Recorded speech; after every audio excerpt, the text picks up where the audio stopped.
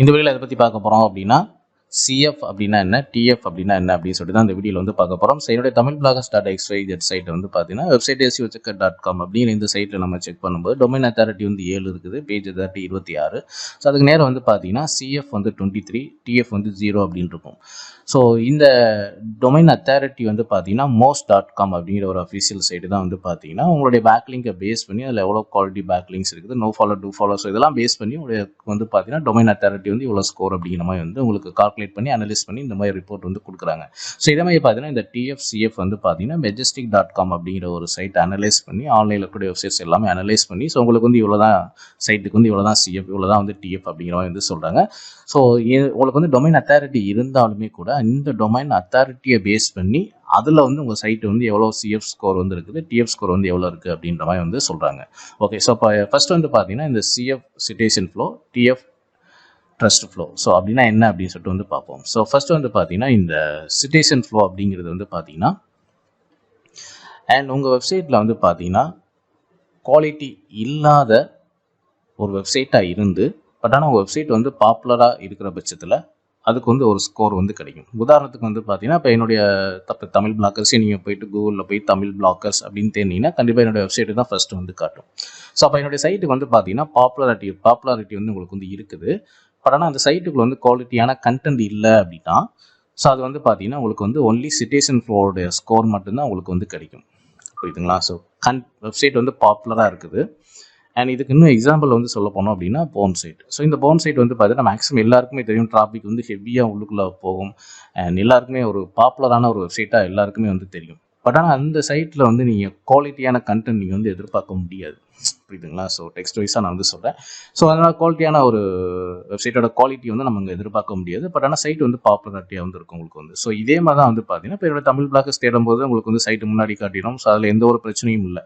But ஆனால் அந்த வெப்சைட்டுக்குள்ளே ஒரு குவாலிட்டியான கண்டென்ட் இல்லாத பட்சத்தில் வந்து பார்த்தீங்கன்னா அந்த இடத்துல உங்களுக்கு வந்து சிட்டேஷன் ஃப்ளோ ஸ்கோர் மட்டும் உங்களுக்கு வந்து காட்டும். ஸோ அந்த மாதிரி தான் வந்து பார்த்தீங்கன்னா இங்கே சிட்டேஷன் ஃப்ளோ ஸ்கோர் மட்டும் எனக்கு வந்து 23 அப்படின்னு வந்து காட்டுது.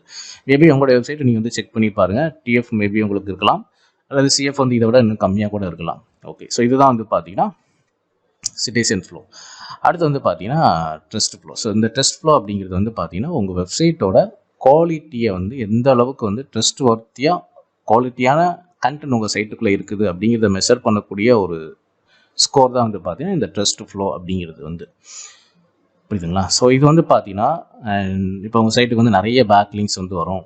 ஸோ ஒரு ரிலேட்டிவான ஒரு கண்டென்ட்லேருந்து இல்லை ரிலேட்டிவான ஒரு வெப்சைட்லேருந்து, அதாவது உங்கள் வெப்சைட்டுக்கு ரிலேட்டிவாக இருக்கக்கூடிய ஒரு வெப்சைட்லேருந்து உங்களுக்கு பேக் லிங்க் வந்து வருது அப்படின்னா ஸோ அது எல்லாமே பார்த்தீங்கன்னா உங்களுடைய வெப்சைட்டும் உங்களுக்கு வந்து குவாலிட்டியாக இருக்குது. அந்த மாதிரி வரக்கூடிய பேக் லிங்க்ஸ் எல்லாமே பார்த்தீங்கன்னா உங்களுக்கு வந்து ரிலேட்டிவாக இருக்கிற பட்சத்தில் வந்து பார்த்தீங்கன்னா இந்த ட்ரஸ்ட் ஃப்ளோட ஸ்கோர் வந்து பார்த்தீங்கன்னா உங்களுக்கு வந்து அதிகமாக இருக்கும்.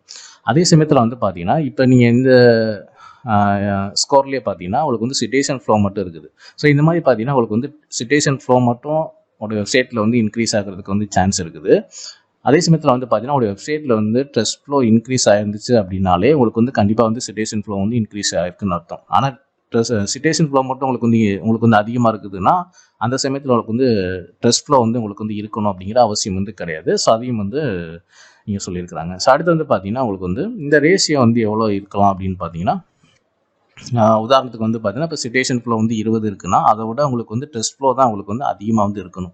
அதாவது 1:20. ஸோ சிட்டேஷன் ஃப்ளோ 20 இருக்கணும் அப்படின்னா ஸோ ட்ரஸ்ட் ஃப்ளோ வந்து அதை விட அதிகமாக தான் இருக்கணும். 1:2 அப்படிங்கிற ரேஷியோவில் தான் வந்து இருக்கணும். ஸோ இந்த பேக் லிங்க் நீங்கள் கொடுத்து உங்களுடைய டொமைன் அத்தாரிட்டி நீங்கள் எவ்வளோ தான் இன்க்ரீஸ் பண்ணாலும் ஸோ அது வந்து நிறைய ஸ்பேமிங் லிங்க் மூலிமா கூட நீங்கள் உங்களுடைய டொமைன் அத்தாரிட்டி வந்து நீங்கள் இன்க்ரீஸ் பண்ண முடியும். அதை பேஸ் பண்ணி கூட உங்களுக்கு வந்து ஒரு டொமைன் அத்தாரிட்டி வந்து கிடைக்கும். புரியுதுங்களா? பட் அதை தாண்டி உங்களுடைய அந்த டொமைன் அத்தாரிட்டியை பேஸ் பண்ணி உங்கள் சைட்டு வந்து எந்த அளவுக்கு வந்து குவாலிட்டியாக இருக்குதோ ஸோ அந்த அளவுக்கு வந்து இந்த ட்ரஸ்ட் ஃப்ளோ ஸ்கோர் வந்து உங்களுக்கு அதிகமாக வந்து கிடைக்கும். ஸோ உங்களுக்கு வந்து குவாலிட்டி இல்லை பட் ஆனால் உங்கள் வெப்சைட் ரொம்ப பாப்புலாரிட்டியாக இருக்குது அப்படின்னா இந்த சிட்டேஷன் ஃப்ளோ மட்டும் உங்களுக்கு வந்து இன்க்ரீஸ் ஆகும். பட் எப்பயுமே வந்து பார்த்தீங்கன்னா ஒரு வெப்சைட்டை பொறுத்தவரை இந்த ட்ரஸ்ட் ஃப்ளோ தான் வந்து பார்த்தீங்கன்னா அதிகமாக இருக்கணும். இந்த ட்ரஸ்ட் ஃப்ளோ உங்களுக்கு வந்து அதிகமாக இருந்துட்டாலே கண்டிப்பாக வந்து உங்களுக்கு சிட்டேஷன் ஃப்ளோ வந்து கண்டிப்பாக வந்து இருக்கும். பட் ஆனால் இந்த சிட்டேஷன் ஃப்ளோ மட்டும் உங்களுக்கு வந்து அதிகமாக இருக்குது அப்படின்னா அந்த நேரத்தில் வந்து உங்களுக்கு வந்து ட்ரஸ்ட் ஃப்ளோ இன்க்ரீஸ் ஆகிருக்குன்னு அவசியம் வந்து கிடையாது. பட் இதில் இம்பார்ட்டன்ட் வந்து பார்த்தீங்கன்னா இந்த ட்ரஸ்ட் ஃப்ளோ வந்து உங்களுக்கு வந்து இன்க்ரீஸ் பண்ணணும். ஸோ இதெல்லாம் பேஸ் பண்ணி தான் வந்து பார்த்தீங்கன்னா உங்களுடைய போஸ்ட்டோட ரேங்கிங் எல்லாமே பார்த்தீங்கன்னா கூகுள் வந்து ஒரு சைட்டு மேலே ஒரு ட்ரஸ்ட் இருந்தால் தான் அது ஸோ டெஸ்ட் ஃப்ளோ அப்படின்னாலே உங்களுக்கு வந்து இந்த குவாலிட்டி வெப்சைட் தான். அப்போ அதில் இருக்கக்கூடிய கண்டென்ட் எல்லாமே குவாலிட்டியான கண்டென்ட் தான். ஸோ அப்போ இந்த டெஸ்ட் ஃப்ளோவோட ஸ்கோர் உங்களுக்கு இன்க்ரீஸ் ஆகும்போது மட்டும்தான் உங்களுடைய போஸ்ட் எல்லாமே கூகுளோட ஃபர்ஸ்ட் பேஜில் வந்து காட்டும். புரியுதுங்களா? ஸோ இதுதான் வந்து உங்களுக்கு இம்பார்ட்டண்டான பாயிண்ட்டு. ஸோ இந்த ஸ்கோரும் நீங்கள் இன்னும் செக் பண்ணலை அப்படின்னா ஸோ வெப்சைட் SEOchecker.com அப்படிங்கிற வெப்சைட்டில் போய் செக் பண்ணுங்கள். உங்களுக்கு எவ்வளோ ஸ்கோர் இருக்குது அப்படிங்கிறதையும் இந்த வீடியோட கமெண்ட்ஸில் வந்து தெரியப்படுத்துங்க. ஸோ இந்த வீடியோ பிடிச்சா லைக் பண்ணுங்கள், ஷேர் பண்ணுங்கள். நம்ம சேனலில் பிளாக்கர்ஸ் சம்மந்தமான A to Z வீடியோஸ் வந்து அப்டேட் பண்ணியிருக்கோம். ஸோ மறக்காம நம்ம சேனல் வந்து சப்ஸ்கிரைப் பண்ணி வச்சுங்க. தேங்க்ஸ் ஃபார் வாட்சிங்.